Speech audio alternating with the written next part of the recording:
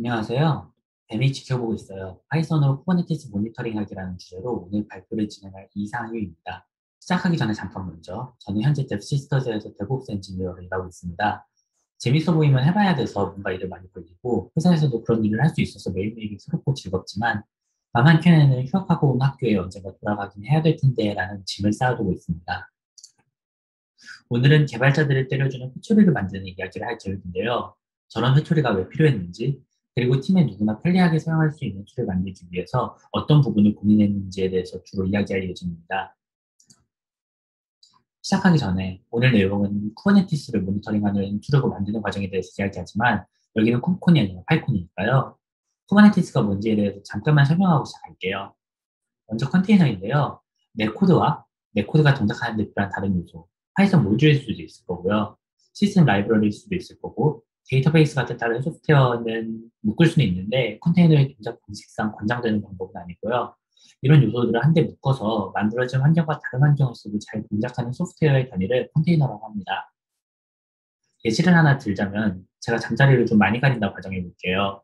그럼 어디를 가든지 잠을 제대로 못 자거나 제대로 자기 위해서 많은 노력이 필요할 거예요. 그런데 그냥 캠핑카에 잘 모든 환경을 만들어두고 어디 움직일 때마다 캠핑카를 타고 다니면 이런 문제가 쉽게 해결됩니다. 컨테이너는 이런 캠핑카와 같은 역할이고 이 컨테이너를 사용할 수 있게 해주는 가장 유명한 것이 바로 이 도커입니다. 아마 지나가다 한 번쯤은 들어보셨거나 이 로고를 보셨을 거예요. 그리고 여러 서버의 컨테이너를 띄워주고 제거해주고 로드 밸런싱도 해주고 로드에 따라서 오토 스케일링도 해주고 클러스터 내 외부 간의 통신을 관리하는 등의 역할을 쿠버네티스가 담당합니다. 그럼 어떤 문제로 인해서 이 회초리를 만들게 되었는지부터 시작해 볼게요. 앱과 애드온이 하나씩 있는 상황을 가정해 보겠습니다. 이 애드온은 앱이 돌고 있는 노드에서 같이 실행되어야 합니다. 하지만 이 애드온이 이 앱에 종속적인 게 아니라 다른 많은 앱에서도 사용되는 것이기 때문에 앱과 함께 배포하는 데는 무리가 있고 각각 따로 배포되어야 합니다. 그래서 두 컴포넌트를 잘 배포했고 의도대로 동작하는 것까지 다 확인한 다음에 시간이 흘렀습니다. 어느 날, 어라? 뭔가 이상합니다. 앱이 실행 중인데 애드온이 실행 중이지 않은 노드가 있습니다. 어디에서 문제가 발생한 것인지 찾아보니까 이전에는 스팟 인스턴스를 굉장히 제한적으로 사용했는데 이를 조금 더 공격적으로 사용하게 되면서 애플리케이션이 스팟 노드에도 실행될 수 있도록 바뀐 것이 그 원인이었습니다. 이 애플리케이션들은 스팟 노드에서 실행될 수 있도록 설정이 바뀌었는데 애드온에는 이 정책이 전파되지 않고 이 애드온을 필요로 하는 모든 애플리케이션들이 온디맨드 노드에 실행될 것이라는 가정 그대로였기 때문에 애드온이 스팟 노드에서 실행되지 않고 있었습니다. 물론 그냥 이 애드온으로 모든 노드에서 실행할 수도 있지만 컴퓨팅 자원의 낭비라는 측면에서 혹은 저희 쿠버네티스 클러스터가 구동 중인 AWS의 이런 제약으로 인해서 그리고 그 이외의 여러 방향으로 봤을 때 그러한 방법은 좋은 방법이 아니었습니다. 이 문제 이외에도 어떤 리소스를 삭제하면서 찌꺼기가 나와서 다른 리소스를 만들 때 그 찌꺼기가 문제가 되었던 경험, 쿠버네티스 노드의 라벨이 아닌 EC2의 태그를 기준으로 특정 노드의 특정 팟이 실행 중인지 확인하고 싶은 니즈, 쿠버네티스 클러스터 CA의 발급 요청 등 인증서를 놓치지 않도록 알림을 받고 싶은 니즈 등이 팀 내에 있었고, 이런 니즈를 바탕으로 쿠버네티스 객체의 매니페스트를 가지고 상태 검사를 할 수 있는 도구가 필요하다는 결론을 낼 수 있었습니다. 이러한 프레임워크를 만들기로 하면서 몇 가지 목표를 정했는데요. 먼저 정말 간단하게 룰을 만들 수 있도록, 여러 대의 클러스터를 운영하는 환경에 맞춰 클러스터별로 룰을 따로 관리할 수 있도록, 클러스터별로 필요한 권한의 파편화를 막고 쿠버네티스 클라이언트 라이브러리 업데이트를 쉽게 따라가기 위해서 사용자가 쿠버네티스 API 서버에 직접 요청을 보내지 않도록, 그리고 개인적인 희망사항으로 사용자가 자신이 만든 룰 이외의 코드를 아예 건드리지 않아도 되도록 설계하고자 했습니다. 이제 언어를 정해야 될 텐데요. 아시는 분도 계시겠지만 보통 쿠버네티스와 관련된 프로젝트들은 고를 많이 사용합니다. 마스코트가 귀엽죠? 마스코트가 귀여운 것 말고도 쿠버네티스와 뭔가 상호작용해야 되는 경우 고를 사용하는 것이 확실히 편리한 경우가 많습니다. 하지만 파이썬을 사용했습니다. 고로도 가능하고 파이썬으로도 가능하지만 파이썬 쪽이 조금 더 쉽게 할 수 있는 경우도 있었고 고로는 원하는 대로 동작하게 하는데 어려운 부분 또한 있었습니다. 이제부터 그 구현에 대해서 조금 더 깊이 들어가 볼 텐데요. 먼저 예시로 저희 팀에서 실제로 사용하고 있는 룰을 하나 가져왔습니다. 앞에서 이야기했던 처리되지 않은 인증서 발급 요청이 있는 경우 알려주는 룰인데요. 이런 방식으로 간편하게 룰을 만들 수 있도록 하기 위해 크게 세 가지 기능을 만들었습니다. 하나씩 따라가 보면서 이야기를 계속해 볼게요. 가장 먼저 이야기할 주제는 어떤 쿠버네티스 객체라도 가져올 수 있도록 하기. 어떤 종류의 리소스인지 신경 쓰지 않고 데코레이터 하나로 모두 입력받을 수 있는 방법 만들기입니다. 개발을 시작하면서 가장 먼저 확인해 볼 것은 역시 라이브러리가 있는지겠죠? 있을 것이라고 생각했고 역시 있었습니다. 그런데 이걸 그대로 사용하려고 보면 바로 보기에도 목표가 맞지 않는 부분들이 보여요. 컴픽을 가져오는 부분은 룰에서 직접 하지 않아도 되는 부분이지만 이후에 API 객체를 만들고 판 리스트를 가져오는 부분은 팟을 사용하는 모든 룰 코드에서 동일하게 존재해야 합니다. 그런데 이때 코어 API가 버전 2가 된다면 어떻게 될까요? 버전 1 한류 호환이 종료되는 시점에 버전 1을 사용하던 룰에서 모든 문제가 발생할 거예요. 설사 버전 1과 버전 2에 공통으로 존재하는 필드만 읽고 오기 때문에 호환성에 문제가 없는 코드라도 말이죠.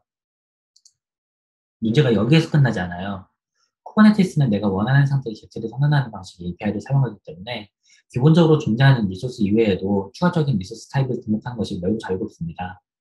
문제는 이게 모든 리소스가 표준으로 정의되어서 잘 관리되는 것이 아니기 때문에 쿠버네티스 라이브러리에서는 이 리소스들이 다 정의되어 있지 않다는 게 있어요.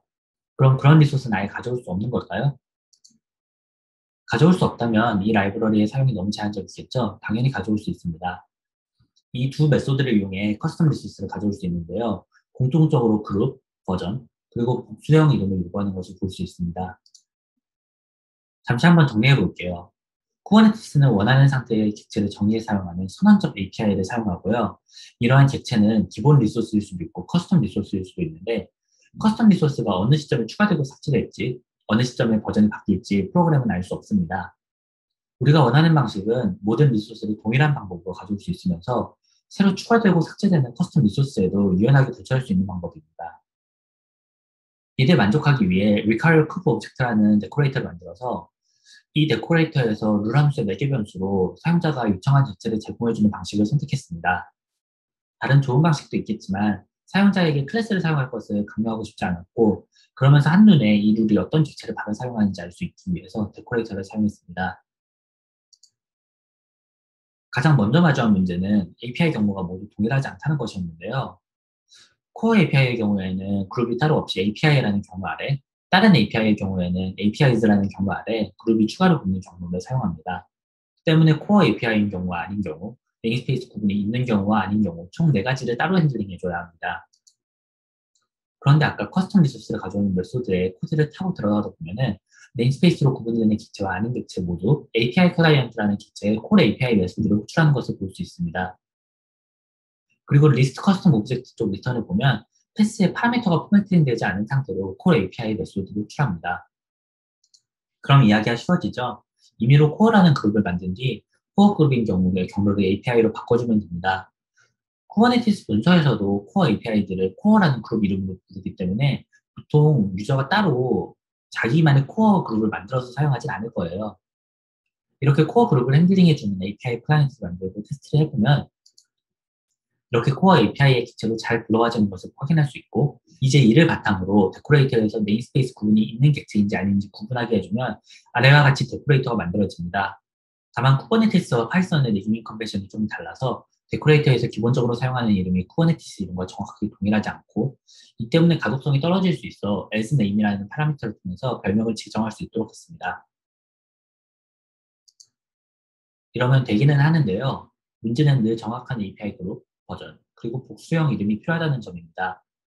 이걸 알아내는 것이 일인데 그나마 저희 팀에서는 계속 저 쿠버네티스 캐치 매니페스트를 만지다 보니까 기억이 나거나 아니면 로컬에 있는 파일 한두 개 정도 지적이면 되지만 다른 팀에서는 룰을 만들기 위해서 이 값을 따로 찾아봐야 된다는 결말을 마주합니다. 별로 좋은 방법은 아닌 것 같죠? 실제로 객체를 정의할 때 아니면 이렇게 저 세 값을 다 명시하면서 사용하는 일은 많지 않은데요. 쿠버네티스 공식 커맨드 라인 툴인 kubectl은 보통 이런 식으로 사용합니다. 보시면 정확히 API 그룹과 버전, 그리고 복수형 이름을 다 명시하지 않아도 각종 별명들을 다 잘 처리해서 보여주는 것을 볼 수 있습니다. 이게 어떻게 가능할까요? 뒤에서 어떤 일이 벌어지고 있는지 확인해 보기 위해서 벌버시티를 올려서 다시 한번 확인해 보겠습니다. kubectl에서도 당연히 클러스터에 어떤 커스텀 리소스가 있는지에 대한 데이터는 없는데요. 클러스터에 있는 커스텀 리소스에 대해서 뭔가 요청을 하고 있는 것이 보입니다. 그리고 그 이전에 APIs라는 두 API를 호출하는 것을 확인할 수 있는데 이 두 API를 직접 한번 확인해 보겠습니다. 두 API에 직접 요청을 날리면 이런 결과가 나옵니다. API에서는 코어 API의 버전 목록을 얻을 수 있고, APIs에서는 현재 클러스터에 있는 모든 커스텀 리소스의 종류와 버전 리스트를 얻을 수 있습니다. 그리고 API 하위의 각 버전에 대해 요청하면 코어 API에 있는 리소스의 메타데이터가 담겨있는 목록을 가져올 수 있는데, 여기에서 각 리소스의 복수형 이름과 단수형 이름과 같은 별명들을 가져올 수 있습니다.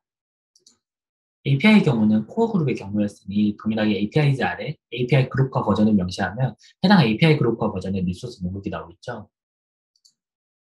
그럼 해당 API를 쿠버네티스 클라이언트에서 하는 것처럼 직접 콜하면 되지 않을까요?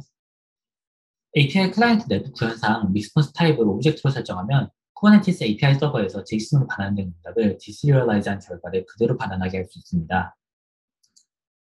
그러면 이제 kubectｌ과 동일한 방법으로 한 리소스에 대한 모든 이름을 알아낼 수 있고, 이를 바탕으로 리소스 사전을 만들어 두어 이름을 통해 API 그룹 버전, 그리고 복수형 이름을 알아낼 수 있습니다. 여기에 하나 더해서 아까 APIs 엔드포인트에서 현재 선호되는 버전, 즉 기본으로 사용할 API 버전이 어떤 것인지 알아냈기 때문에 버전 값이 주어지지 않은 경우 기본 버전, 값이 주어진 경우 해당 버전의 객체를 가져올 수 있습니다. 그러면 가져오기는 잘 가져왔으니 이제 이걸 룰 함수 안에 넣어줘야죠. 직관적으로 룰 함수의 쿠버네티스 객체를 넘겨주기 위해서 플라스크에서 경로상의 변수가 있는 경우와 비슷한 방식으로 요청한 객체 이름과 동일한 이름의 매개 변수를 통해 객체를 넘겨주는 방법을 선택했습니다. 인스펙트 모듈에 get for argument 스택을 사용하면 대상 함수의 모든 매개 변수 이름과 그 위치를 알 수 있습니다. 그럼 이렇게 알아낸 값을 이용해서 매개 변수 리스트에서 인덱스를 뽑아내고 그 위치에 가져온 쿠버네티스 객체를 넣어주면 룰 함수에서 데코레이터 하나만으로 쿠버네티스 객체를 가져와 사용할 수 있게 됩니다. 이러면 이제 원래 사용해야 했던 복수형 이름으로도 문제없이 객체를 가져올 수 있고, 다른 별명으로도 원래 필요한 값들을 찾아서 객체를 잘 가져오는 것을 볼 수 있습니다. 쿠버네티스 객체 매니페스트를 가져와서 알림을 보내는 툴이라 그 객체를 쉽게 가져올 수 있게 하는데 조금 집중을 많이 했습니다. 이 뒤로 이어지는 내용들은 지금까지 했던 내용들보다는 좀 가벼운 내용이에요.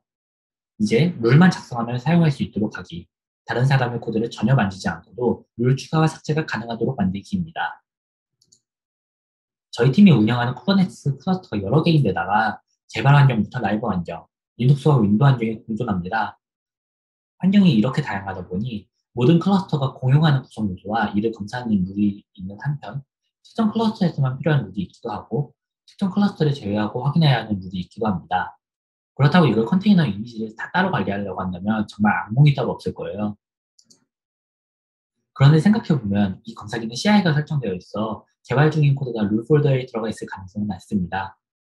그러면 룰 폴더에 새로운 룰을 만들었다는 것은 해당 룰을 사용한다는 것으로 정의한다면, 룰을 새로 만든 뒤에 실수로 새로 만든 룰을 등록하지 않아서 이 룰이 실행되지 않는 상황을 막을 수 있고, 룰 적용을 위해 추가적으로 뭔가 액션을 취해야 한다는 불가할 수도 있고 귀찮을 수도 있는 상황을 방지할 수 있고, 또 공통된 수정 포인트에서 발생할 수 있는 문제들을 줄일 수 있습니다.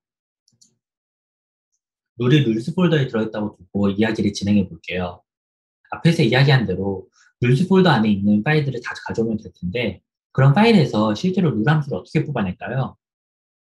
헬퍼 함수를 만들어 두었을 수도 있고, 비슷한 룰을 만들어야 해서 모듈화해 두었을 수도 있기 때문에 모든 콜러블이 룰이지는 않을 겁니다.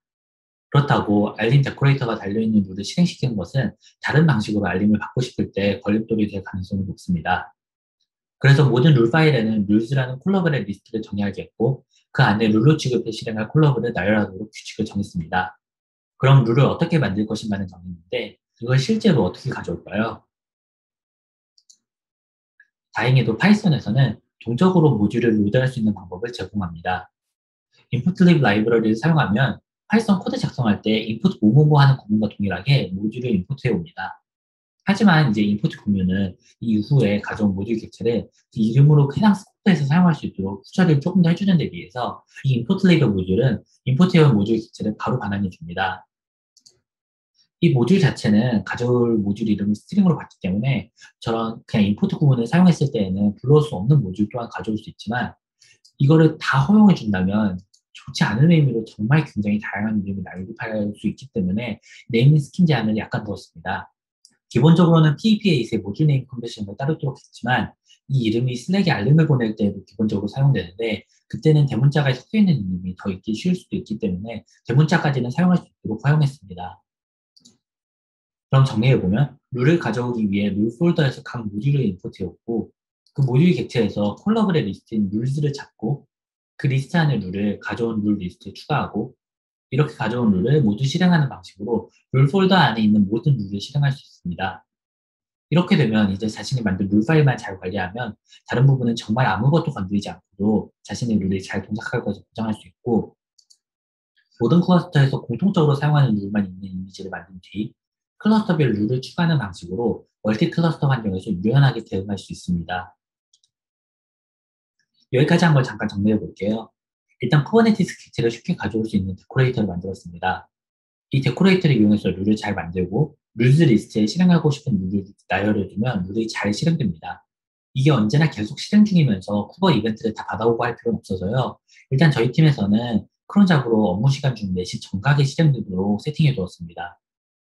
이제 문제가 있다면 알림을 받아야 될 텐데요. 여러 가지 방법이 있겠지만 슬랙으로 알림을 쏘는 것만큼 간편한 게 많이 없을 겁니다. 그래서 인커밍 웹북 주소를 하나 가져와서 그 주소로 메시지를 쏘게 했습니다. 거기서만 끝나면 굳이 더 이야기할 내용이 없겠죠.